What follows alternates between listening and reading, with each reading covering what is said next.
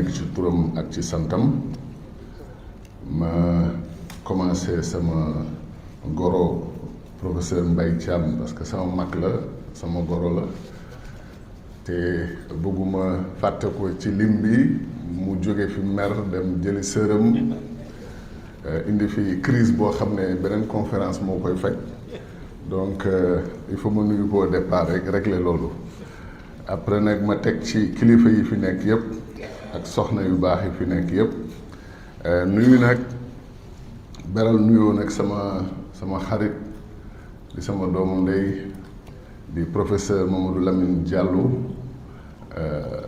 docteur Mouhamed Lamine Diallo mën naa ko wax professeur sax parce que weesu na presque yenn niveau yi boole ci nag ñu xamante ba ñu amee ay 19 ans 20 ans amis d'enfance lañu donc wala boog amis ci moment critique dans la vie yoo xam ne y a des décisions à prendre muy nit ku baax ku am xam-xam mais ku humble aussi comme disait l'autre parfois maak moom politiquement ñu ànd parfois ñu féewaloo yàlla def nag du ma ko weccoo kenn parce que sama nit la te xam naa ni mu mel ci diine islam xam naa ni mu nekkee panafricaniste ak ni mu bëggee réewam politique mën ngeen ànd wala bañ a ànd te ngeen jiital li am li ëpp solo li ngeen gëm ak li ngeen bëggal seen réew ak seen askan donc Mamadou Lamine Diallo mii xam nga yeneen politiciens yi du ñu wax lu baax ci beneen politicien dañ naan dañ koy yokkal maxama dañ koy kii ak yooyu moom ragaluma wax lu baax ci moom parce que daf ko mérité te lu la yàlla may kenn warulu ko xañ donc Lamine Diallo je te salue sama xarit professeur Mounirou Ndiaye aussi gis naa ko ci salle bi yàgg nañ liggéey ensemble muy nit ku baax mon ami Siré Kane aussi di yëngatu bu baax ci tarixa Tijani bi maa ngi koy nuyu di ko sargal di nuyu mbokk yi fi nekk nit ñëpp ñu baax rek a fi nekk ci salle bi donc bu ma bëggee lim ñu baax ñëpp sama temps de parole day jeex ma am problème ñu ne kii liñ ko santoon defu ko leneen la fi def te tey nag muy bés bu mag ci man parce que mas naa dem Medina Baye ñu boole ma ci benn panel jox ma kàddu pour ma wax sama xalaat ci Maulana Cheikh Ibrahima Niass ak panafricanisme tey mooy deuxième grande occasion bu ñu ma may pour ma waxtaane loolu mais nag avant loolu dama bëgg rendre hommage sama rakk oustaz Youssoufa Niang ba ñu xamante yàggul torop mais dama gis ci moom loo xam ne pour man dafa daw yaram yàlla daf ko may xam-xam mënuy nuroog nag jeune mais xam-xam du affaire u âge du affaire u jeune wala ku dem ba yenn at yi yàlla bu koy def ci yow mën na ko teel a def ci yow te boo gisee li mu fi expliqué sànq ni mu ko waxee mu leer nañ ci xelam ci xolam ak ci waxam nga xam ne am na lu ko yàlla may ba ma seet see temps yi ba ñuy préparer programme bi nee naa ko li ma gën a naqari Sénégal mooy ñi jàng français bëgg aakimu réew mi ils sont absolument minoritaires dans ce pays loolu la Cheikh Anta Diop doon expliquer mu ne lu tax ñu ragal ñu jóge ci làkku nasaraan ak làkku jàmbur yi ñëw suñu ay làkk c'est que bu ñu dellu woon tey régler lépp administration njàngu ingénieur science philosophie lépp ñu def ko ci wolof wala ci pulaar wala ko ci séeréer ñi jàngi woon français yi ñoo nar a nekk des analphabètes ñoom ñooy am problème pour dem dabi ji dem jàngiwaat loolu nag la ñuy bañ ce qui fait que da ngay nekk ci réew boo xam ne da ngay wax 10-15% di xam li ngay wax 80-85% xamuñu li ngay wax kenn mënul développer Sénégal comme disait encore Cheikh Anta ci langue jàmbur xam nga tey bu ñu yemale woon ñëpp formation yëpp ku mel na oustaz Youssoufa Niang dinañ ko jox cëram ci réew mi mas naa am benn ambassadeur bu tudd Issakha Mbacké nit ku baax rakku xalif général actuel bi la sëñ Mountakha Mbacké Issakha nekk diplomate def une très belle carrière ñu bëgg ko affecté Canada alors gars yi nañu woy mais ñii arabisants yi dañ leen war affecté pays arabe ma jël sama base dem seeti président de la République ma ne président pourquoi ambassadeur bu déggul benn mot arabe ñu mën ko affecté Koweït Arabie Saoudite bu demee di débrouiller ambassadeur boo xam ne non seulement dégg na arabe day wax français aussi jànge école nationale d'administration fi ñuy former diplomate yi pourquoi moom mënul dem Canada mënul dem États-Unis mënul dem France mu ne mais li nga wax dëgg la defal sa décret ñu def décret ñu nommé ko mu dem fa def un excellent travail donc Sénégal loolu dañ ko war a xoolaat mënoo gis c'est un gâchis dans notre pays ay nit def formation ci beneen langue ñëw ñu leen di ostraciser dans leur propre pays il faut arrêter ça donc oustaz félicitations pour l'excellent travail que tu as fait et livre bi li ma ko ci sant dëgg mooy livre bi ça vient à point nommé le Sénégal est en grande partie surtout par rapport à notre jeunesse est dans une immense confusion jaxase nañ seen xel yi réeral leen tey ngay gis xale bu ndaw bu am 17 ans ñëw ba ci papam ak yaayam neen toog leen ma wax leen ñu toog mooy li ngeen di def du islam du diine à 17 ans 18 ans parce que am na feneen fu ñu ko jàngale ne Sénégal diine amu fi nit ñi toppuñu yàlla ay nit lañ topp wax leen façon wax yooyu ba xale yi gëm ko moo tax livre bu mel na livre oustaz Niang c'est extrêmement important et surtout li nga ciy apprécier mënoon nañu bind benn livre pour wane xam-xamam wane dooleem def un très très grand livre boo xam ne ay citations yu dul jeex mu am volume 300 pages volume 300 pages ñu bare bu ñu ci liiree 10 pages ba comprendre fu livre bi jëm fa lañ koy teg duñ ko yeggalee léegi mu bind livre bu simple boo xam ne pédagogique te tout le monde n'est pas capable d'écrire un livre pédagogique il faut nga am xam-xam dëgg maîtriser ko pour mën ko toj faram-fàccee ko ba mu simple nga mën ko expliquer nit ñi donc oustaz li nga def nañu arrêté naan livre bi dafa simple un peu de page c'est une simplicité trompeuse parce que ku am xam-xam moo mën wax lu simple ku amul xam-xam parfois mooy wax lu compliqué ba nit ñi tàcc ko après bu ñu ko laajee ñi doon tàcc bu ñu leen laajee lan la wax ñu ne dama xam wax ji rafet na rek ni mu ko waxee moom c'est très joli loolu nag la ñu war a bàyyi Sénégal vraiment félicitations ñu ngi lay tiitaroo di la encourager nga continuer parcours bi nga nekk te ngeen gën a leeral mbir mi am na livre bu bees bu génn bu tudd le saint le salafiste et le politique Thierry Zarko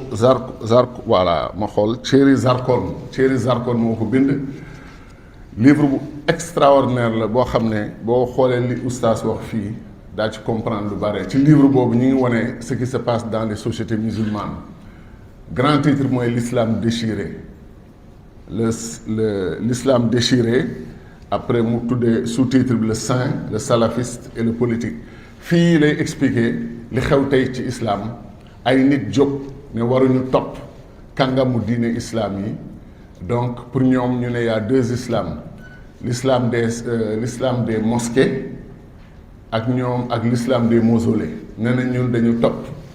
dem ci mausolée Cheikh Ibrahima Niass dem ci mausolée Maam Sëñ Touba et cetera et que ñun gëmuñu yàlla façon loolu la ñu gëm mais ñoom ñi nga xam ne ñooy dem ci jàkk yi soi-disant ñoom ñooy le vrai islam loolu moo indi tey beaucoup de malentendus beaucoup de confusion yoo xam ne notre frère oustaz indi na ci contribution léegi nag moom ci ñi ko inspiré ñëpp xam nañ ne Maulana Cheikh Ibrahima Niass mooy référence am bi gën a mag ci tariqa tijaniya bi bien entendu tijaan yëpp seen référence ultime mooy Cheikh na Ahmed Tidiane radiallahu taala anhu di suñu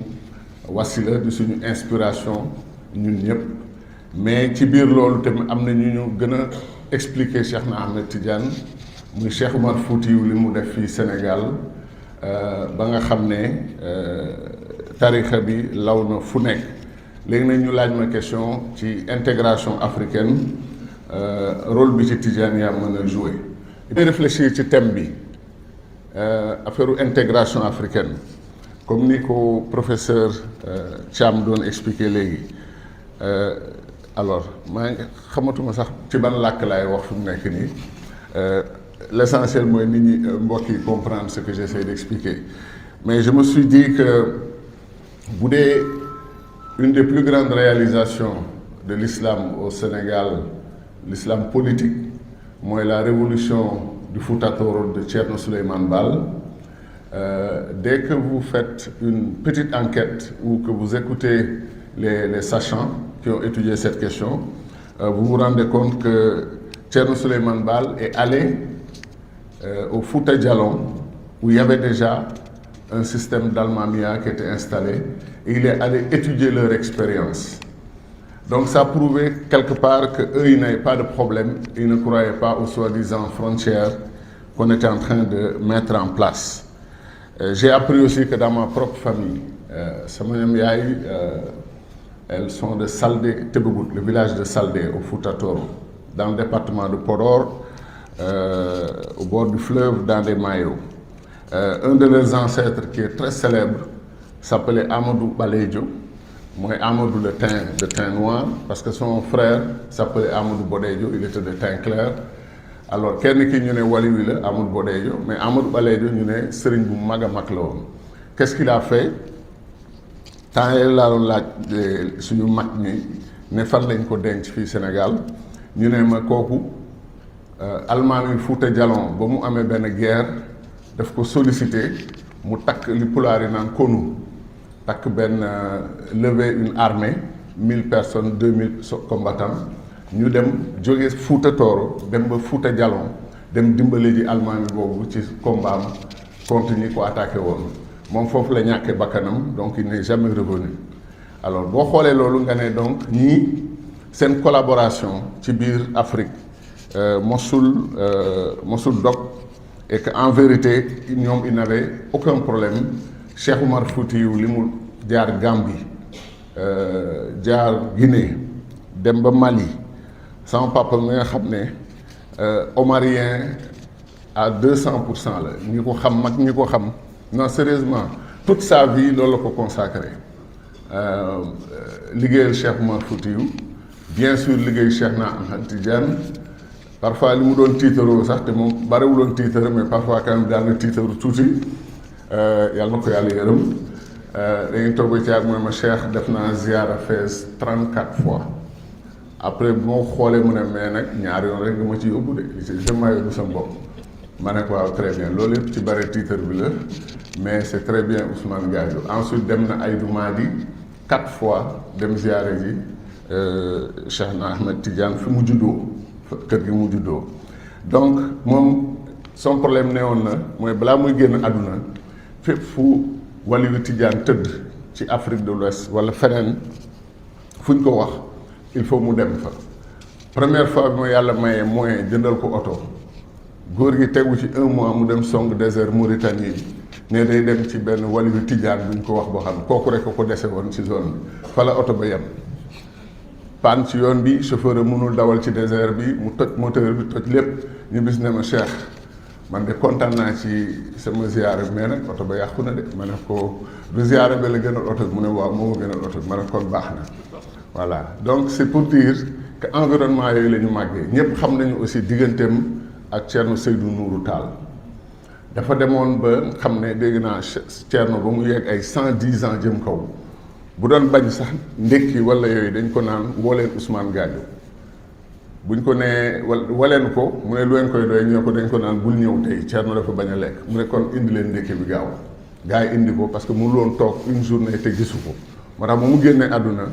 ñoom ñoo sama papa ak Thierno Mountaga ñoo liggéey ba créer Zawiya Seydou Nourou Tall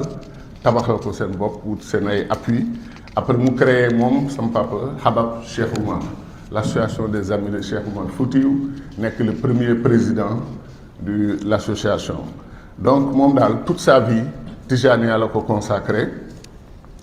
am na relation spirituelle très forte ak Cheikh na Ahmed Tidiane donc suñu kër moom du sax ay discussion wala ay option noonu la respecté woon aussi fonk Cheikh Ibrahima Niass parce que nag képp kuñ ko ne lumière la ci Tijaniya daf lay naw jox la cër alors man li tax may gën a tiitaroo Cheikh Ibrahima Niass ñëpp xam nañ ko jour bi ma tombee ci photo Cheikh Ibrahima Niass ak Kwame Nkrumah di dox ci piste aéroport bi ku nekk téye loxo keneen ki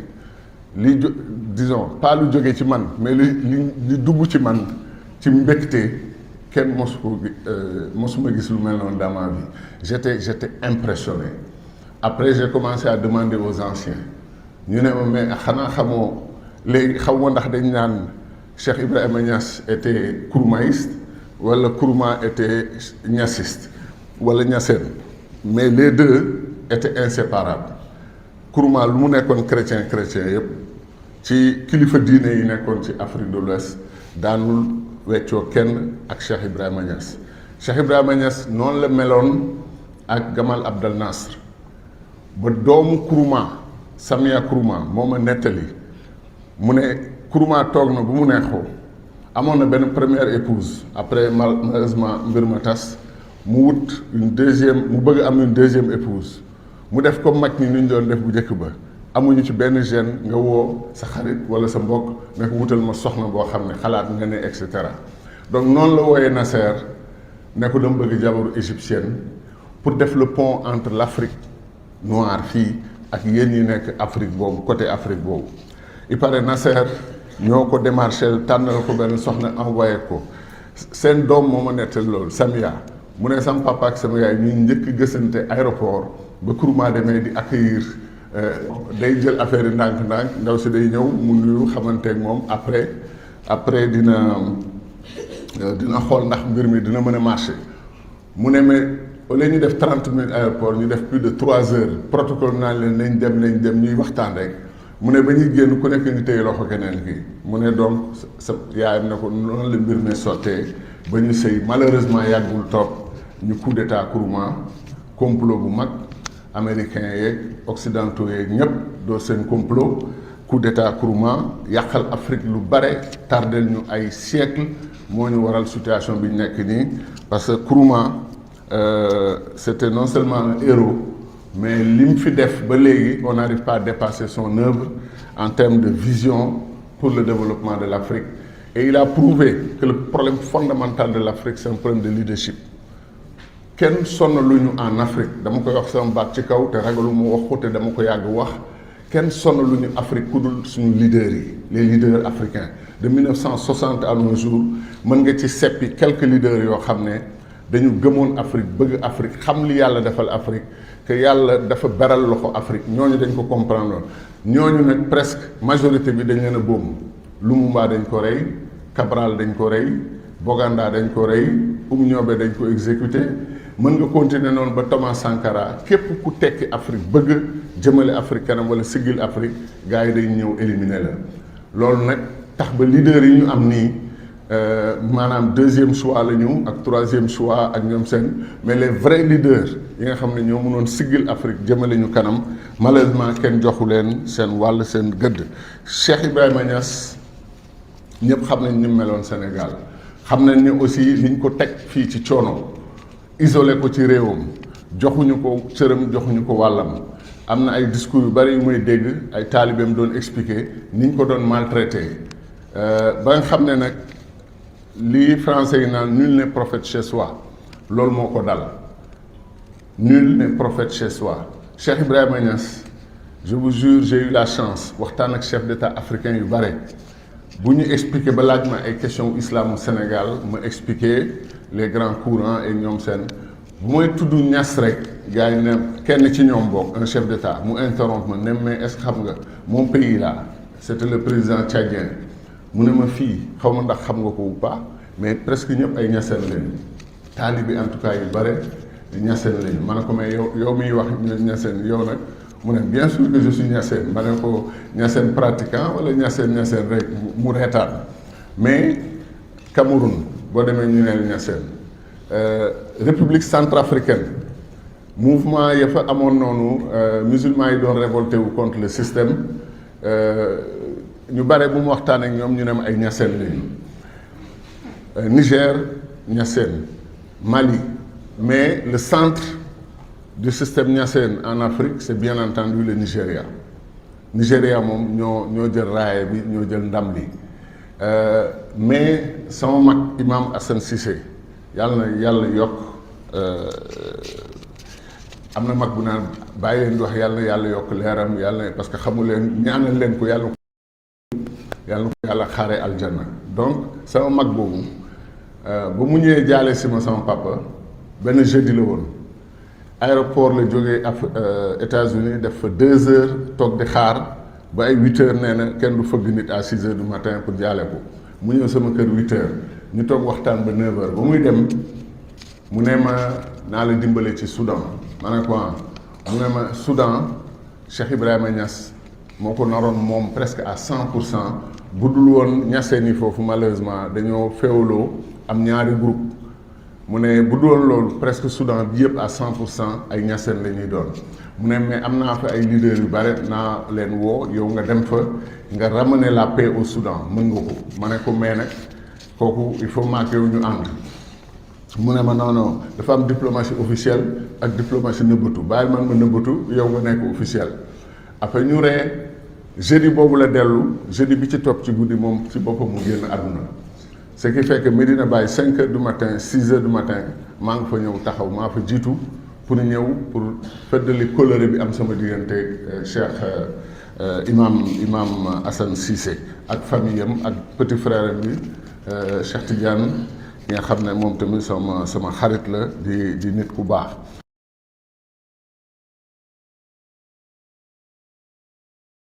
L'Afrique aux Africains benn panafricanisme waxul lu ëpp loolu te en plus c'est une pensée de Marcus Garvey qui prouve que Cheikh Ibrahima Niass c'est un grand lecteur des grands textes du panafricanisme. L'Afrique aux Africains Haïlé Sélassié wax na ko Marcus Garvey wax na ko Cheikh Ibrahima Niass wax na ko foofu tamit ñun ñoo war a am fayda bu toll nii dëkk Sénégal xam li Cheikh Ibrahima Niass contribué fu ñu tuddee les grands panafricanistes dañ ñun ñoo war a citer turam boole ko ci loolu laa wax keroog des textes de Cheikh Ibrahima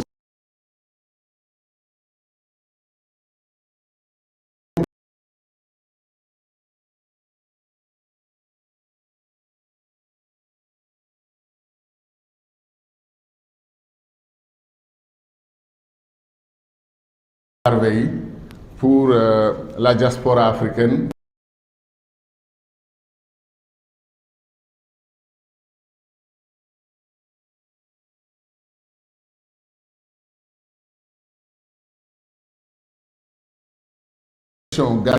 À Saint-Louis, à Rufisque, à Dakar.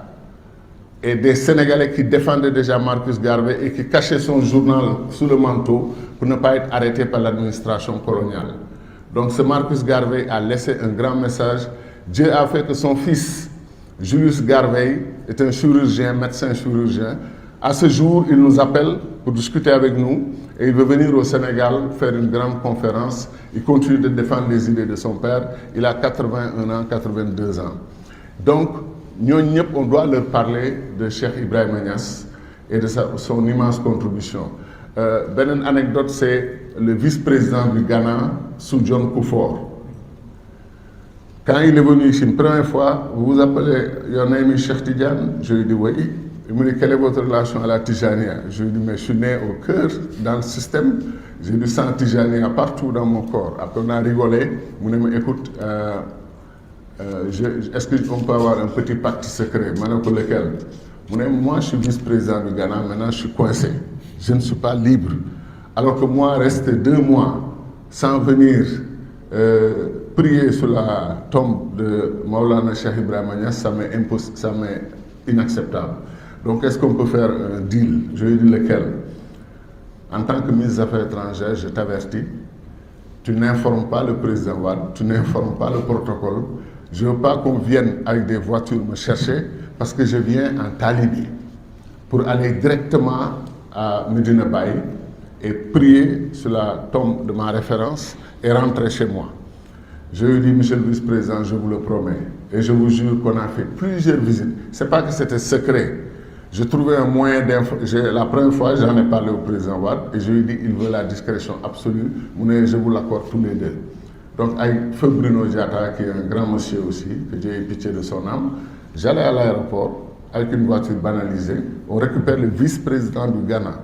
On le met en route. La première fois, je l'ai accompagné. Les autres fois, je l'ai laissé aller seul parce qu'il voulait que ça se fasse en toute simplicité. Mais on mettait quand même un motard pour l'accompagner jusqu'à Kaolack, faire ce qu'il a à faire et le raccompagner le lendemain. Il passait une nuit et il repartait chez lui. Alors ça prouve la force, la dimension non seulement spirituelle, mais la force de Maulana Cheikh Ibrahima Niass. Et quand vous parlez maintenant aux parents de Sokoto, de Kano, aux parents du Nigeria, qui se réclament, beaucoup d'entre eux de la Tijaniya, une de leurs références absolues, peut-être même la référence principale, c'est Cheikh Ibrahima Niass. Et ces fidèles se comptent en millions. En millions. Donc moi, je suis presque convaincu que la Tijaniya peut jouer un immense rôle pour relancer le panafricanisme et nous aider à régler certains problèmes aujourd'hui d'intégration africaine. Parce que l'intégration africaine est en panne. L'intégration africaine est aux arrêts. Il y a trop de forces extérieures qui viennent prendre des décisions à notre place. On veut lancer une monnaie commune dans la CEDEAO. On veut l'appeler l'ECO. Et brusquement, d'autres pays, européens notamment, comme s'ils étaient membres de la CEDEAO, viennent dire oui, on est d'accord, on approuve. D'ailleurs, on va lancer l'ECO tel jour. Des pays européens. Et après, il y a une révolte du Nigeria et un peu du Ghana. Et on reporte ce qui était prévu au début de 2021, je crois, juillet 2021, on le reporte à 2027. Donc tout ce qui ne va pas dans le blocus de l'Afrique, on trouve souvent ces mains étrangères. Mais ce serait pour nous inacceptable de blâmer ces mains étrangères. Il faut blâmer leurs alliés internes qui font le travail contre l'Afrique pour le compte de ces gens-là. Il est temps qu'entre Africains, on se parle et qu'on se dise la vérité. Nous avons dans l'Afrique de l'Ouest 400 millions d'Ouest africains. Nous avons 5 millions de kilomètres carrés. Si c'est vrai que 70% de la population est jeune, ça veut dire que nous avons sur les 400 millions, 300 millions de jeunes. Et toutes les richesses du monde sont ici. Le pétrole nigérien, tout le monde sait, le Nigeria est aujourd'hui la première puissance économique du continent. Qu'est-ce qui nous empêche de nous unir? La CEDEAO, telle que conçue en 1975, a atteint ses limites historiques et ne pourra plus rien faire pour nous, ne pourra plus soigner ces plaies, ces blessures, qui sont des plaies structurelles, des blessures structurelles que rien ne peut réparer, parce que fondamentalement, le paradigme sur lequel la CEDEAO a été bâtie est un paradigme erroné. C'est un paradigme qui dit que par l'économie, par le gradualisme, étape par étape, pas à pas, on peut bâtir l'unité de l'Afrique de l'Ouest et du continent. C'est faux. Depuis 1960, on le fait. Aujourd'hui, près de 60 ans d'intégration africaine. Le résultat, c'est quoi? 14%, 16% de commerce interne entre nos pays. Quand l'Asie a dépassé les 56%, l'Europe a dépassé les 76%, l'Afrique traîne avec 14-16%.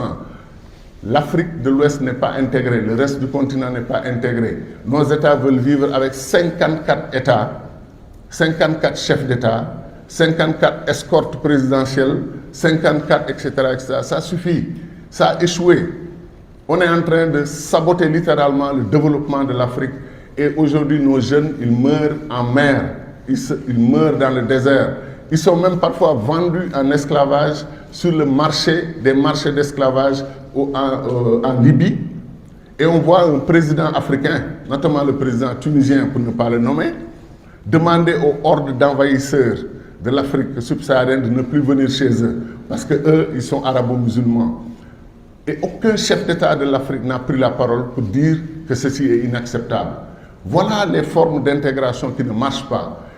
Le niveau de respect que nous avions, qui a déjà beaucoup reculé.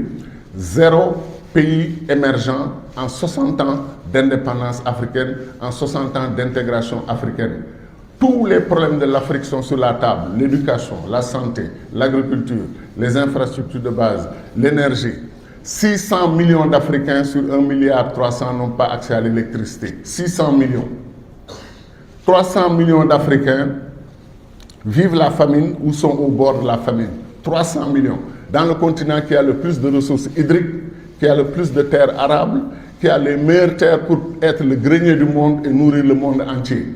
Donc quel est le problème? Problème de leadership. Problème de leadership. Ce qui fait que quand on a une inspiration spirituelle qui peut nous motiver davantage, comme Cheikh Ibrahima Niass, comme Cheikh Oumar Foutiyou, Maodo Malick, Cheikh Ahmadou Bamba, Limamou Laye, tous les grands saints, Boukounta Ndiassane, qui ont fait de ce pays le beau pays que nous avons qui s'appelle le Sénégal, qui n'est pas un pays de tolérance religieuse, c'est un pays d'harmonie religieuse. Je me rappelle une fois quand un grand chef leader a dit Sénégal c'est une terre de tolérance, on lui a dit vous gardez votre tolérance, parce que nous on a déjà dépassé la tolérance, on est dans l'harmonie religieuse. On se sent bien entre Sénégalais, on se sent bien avec les autres Africains, on n'a pas ce genre de problème. Donc chers amis, si on ne m'arrête pas, je vais continuer encore pendant 1 heure à dire tout ce qui me fait mal et à continuer encore une fois à rendre hommage à un grand leader, Cheikh Ibrahima Niass, tout ce qu'il a fait pour l'Afrique. Imaginez, et je vais terminer sur ça, et je le propose à partir du travail que nous avons fait ici et des autres projets qui existent, qu'on ait un colloque international, un colloque panafricain sur l'œuvre de Cheikh Ibrahima Niass et des grands soufis de la Tijaniya et leur contribution à la construction de l'Afrique et de l'unité africaine. Si on avait ce genre de démarche, avec une feuille de route pour la mise en place des États-Unis de l'Afrique de l'Ouest ou des États-Unis de l'Afrique tout court, on n'aurait pas le problème qu'on a aujourd'hui au Niger. On a une catastrophe au Niger et nos chefs d'État vont dans toutes les directions. Ils parlent de mener une action armée. Une action armée. On aurait la première guerre mondiale de la CEDEAO. Le Niger d'abord, le Mali, le Burkina et la Guinée se liguent et le Sénégal, la Côte d'Ivoire, le Bénin et le Nigeria se liguent pour faire face. Et ce serait, je le pense sincèrement, les économistes peut-être savent mieux que moi, mais c'est la guerre de l'uranium. C'est la guerre, les puissances du monde ne veulent pas perdre le contrôle de l'uranium et n'accepteraient pas que les Russes viennent prendre leur place. Quelqu'un l'a dit dans les discussions, moi j'ai été très clair, nous ne voulons pas chasser les anciennes tutelles parce qu'on est allé négocier une nouvelle tutelle. L'Afrique ne veut la tutelle de personne. Nous disons merci à tous qui ont des projets de tutelle, ils n'ont qu'à garder leur tutelle. La seule tutelle qui vaille pour nous, c'est celle de l'Afrique sur l'Afrique. Point à la ligne. Nous voulons enfin être indépendants. Nous voulons enfin être souverains chez nous, mais une souveraineté encore une fois mutualisée, une interdépendance assumée, parce qu'on veut construire une Afrique forte, avec 1,3 milliard d'habitants, avec 30 à 40% des ressources naturelles du monde. Avec tout cela, et avec de grands guides spirituels comme Cheikh Ibrahima Niass, Cheikh Oumar Foutiyou, et Maodo Malick et les autres, rien ne nous empêche de briller dans le monde, de rejoindre la Chine, de rejoindre l'Inde et de bâtir une Afrique prospère où il fait bon vivre et où nous allons exiger le visa aux Européens, aux Américains, à tout le monde pour entrer chez nous, plutôt que nous de prendre le bateau, les pirogues pour aller essayer de traverser et rejoindre leur pays. Merci beaucoup.